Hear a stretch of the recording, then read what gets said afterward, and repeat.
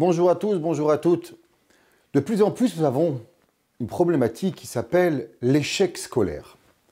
Nos enfants sont la priorité de notre vie. Quel parent, depuis que le moment où sa femme attend un bébé, ne commence pas à se poser des questions. Comment va être mon enfant? Comment va-t-il réussir dans la vie? Comment va-t-il faire pour grandir de la meilleure façon possible pour qu'il soit heureux? Toute notre vie, depuis le premier jour où il ouvre les yeux sur ce monde, jusqu'au jour où, malheureusement, les parents partent du monde, nous n'avons qu'un seul souci, le bien-être de nos enfants. Matin, après-midi, soir, la nuit. Quel papa ou maman ne va pas le soir ouvrir les chambres de leurs enfants pour voir comment ils dorment, s'ils sont bien couverts, si leurs affaires sont rangées? Toute notre vie, elle est basée véritablement sur l'éducation positive de nos enfants.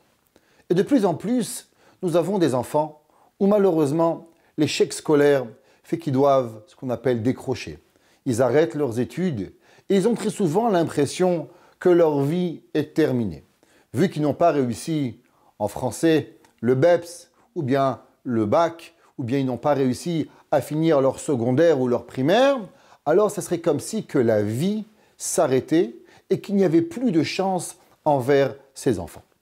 Tout d'abord, avant de parler d'échec scolaire, j'aimerais prendre quelques minutes pour savoir et expliquer que veut dire l'échec scolaire.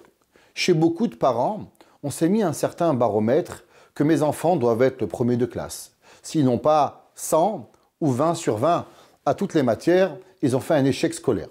Croyez-moi que les notes de 20 ou de 100 que vous notez n'ont rien à voir avec le succès ou avec l'échec. Chachamim nous disent qu'il y avait deux grands personnages. Il y avait Moshe et Aaron, et la Gemara dit que des fois, on parle en disant Moshe devant Aaron, et des fois Aaron devant Moshe. Les Chachamim disent pourquoi des fois on dit Aaron et Moshe et Aaron, pour nous dire qu'ils étaient égaux. Et Rav Moshe Feinstein demande et dit, mais comment c'est possible de dire qu'ils étaient égaux? Mais pourtant nous savons clairement que Moshe Rabbeinu était le seul être à avoir monté dans le Har Sinaï. Au moment où Aaron a parlé sur son frère Moshe, Akadosh Baruch Hu a dit à Aaron, Aaron, lama elo yiretem medaber be'avdi Moshe. Pourquoi vous n'avez pas eu peur de parler contre mon serviteur Moshe Rabbeinu, qui PLPA d'Aberbo, car je lui prophétise de bouche à bouche un niveau de prophétie qui est beaucoup plus élevé que toi, Aaron et ta sœur Myriam. Donc nous voyons qu'il y avait véritablement une différence entre Aaron et Myriam. Alors que veut dire véritablement que Moshe et Aaron étaient égaux? Rav Moshe Feinstein dit, l'égalité n'est pas ce que nous croyons véritablement, que deux êtres vont arriver à avoir 100, que deux personnes vont avoir 90 en maths ou en anglais, ou 20 sur 20, ou réussir leur bac. L'égalité veut dire d'arriver au summum de ses capacités. Une personne peut avoir véritablement une possibilité d'arriver à avoir 60 sur 100. Et c'est son maximum. Une autre personne a une possibilité d'avoir 100 sur 100. Un enfant qui a une capacité moins grande et qui va avoir 60 par rapport à l'autre qui aurait pu avoir 100, qui a 90, eh bien l'enfant qui a une moins bonne note, pour lui son 60 vaut véritablement de loin le 80 ou le 100 que son frère aurait eu, parce que l'effort qu'il a apporté est beaucoup plus grand. Aujourd'hui, beaucoup de nos enfants ont un échec scolaire. Pourquoi? Il y a plusieurs facteurs à ça. D'abord, le premier facteur qu'il faut s'assurer chez nos enfants, c'est comment ils se ressentent par rapport à eux-mêmes. Très souvent, on a plusieurs enfants à la maison et on pense que tous nos enfants doivent rentrer dans un moule. Il est écrit dans nos maîtres que l'école, en vérité, est la chose la plus merveilleuse. A été donné le pouvoir à tous les enfants de pouvoir apprendre. Mais véritablement, le fait d'avoir une école est la chose la plus difficile que nos sages ont eu à faire comme décision. Comme nous savons, le traité dans la Gemara nous dit que de la même façon que nos visages sont différents, pareil notre cerveau.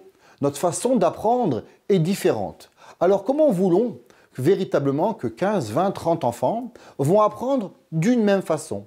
Avec un seul professeur, ils doivent apprendre la même façon. Très souvent, il y a parmi eux un enfant qui ne va pas connecter avec son professeur, qui ne va pas s'adapter véritablement avec l'école où il est. Il va mal se sentir, il ne va pas être dans son assiette, les amis ne vont pas arriver à lui donner ce qu'il a besoin. Ce n'est pas parce que nous avons eu 10 enfants qui ont réussi dans cette école que mon 11e enfant est obligé véritablement de réussir dans cette école. Il est possible que pour cet enfant, j'ai besoin de services différents. Beaucoup de fois, les parents pensent comme un échec, « Ah, c'est moi, c'est lui qui ne va pas ». Est-ce que vous savez, parents et chers parents, que vous adorez vos enfants et que je le sais, qu'il n'y a pas un enfant plus triste que l'enfant qui ne réussit pas. Un enfant qui a le moindre difficulté à l'école, chaque jour il doit affronter ses élèves, ses amis, ses professeurs, ses directeurs qui vont avoir des demandes sur lui. Pourquoi tu n'y arrives pas? Pourquoi tu ne sais pas? Pourquoi tu ne connais pas? Est-ce que vous pensez véritablement qu'un enfant a envie de ne pas goûter au succès?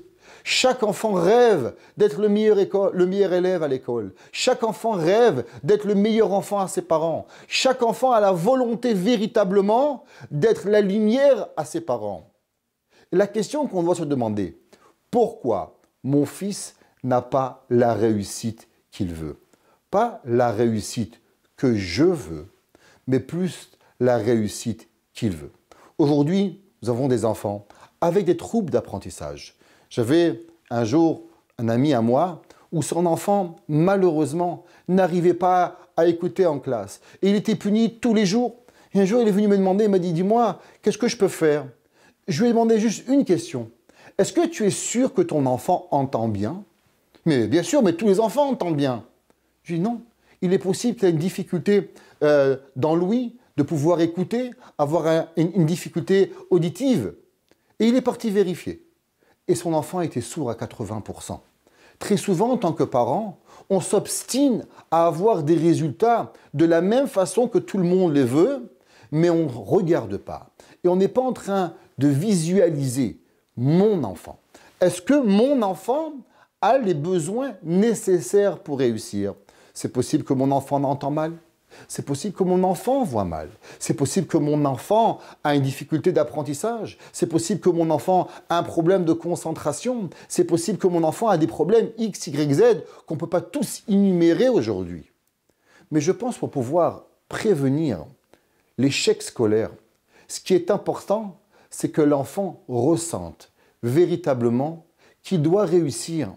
Pas pour faire plaisir à papa, pas pour faire plaisir à maman, pas parce qu'il a un numéro dans une chaîne d'école où il y a 500 autres enfants qui réussissent, mais véritablement parce que toi, mon cher David, toi, ma chère Hannah, toi, mon petit et toi, ma petite, vous avez les capacités de réussir à votre niveau.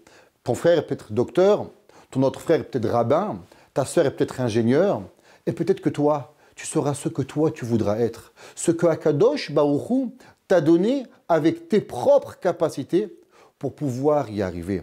Dans nos sages, il n'y avait pas d'échec scolaire parce qu'il y avait une seule chose qu'on pensait. Pas ce que l'enfant, on voulait qu'il soit, mais véritablement, on essayait de comprendre ce que l'enfant a reçu comme cadeau de Akadosh Baruch Hu et à travers le cadeau de Dieu, lui faire grandir dans son propre monde. Si notre visionnement, notre vue, notre objectif n'est pas qu'est-ce que moi je veux, n'est pas ce que l'école veut, mais seulement de regarder ce que j'ai reçu. Et à travers ce que j'ai reçu, regardez comment je peux t'aider à toi, mon cher enfant, pour que toi tu sois heureux, pour que toi tu as du succès à travers les forces que tu as, alors on pourra réduire énormément l'échec scolaire et avoir véritablement un succès scolaire qui sera dans l'indépendance de chaque enfant par rapport à qui il est et ce qu'il est capable de réussir par rapport à l'individualité. La ligne d'écoute TorahBox, c'est une équipe de thérapeutes et coachs bénévoles à votre disposition chaque jour pour vous écouter et vous aider à surmonter votre difficulté, problèmes de couple, solitude, dépression, violence, harcèlement. Vous n'êtes plus seul, nous sommes là.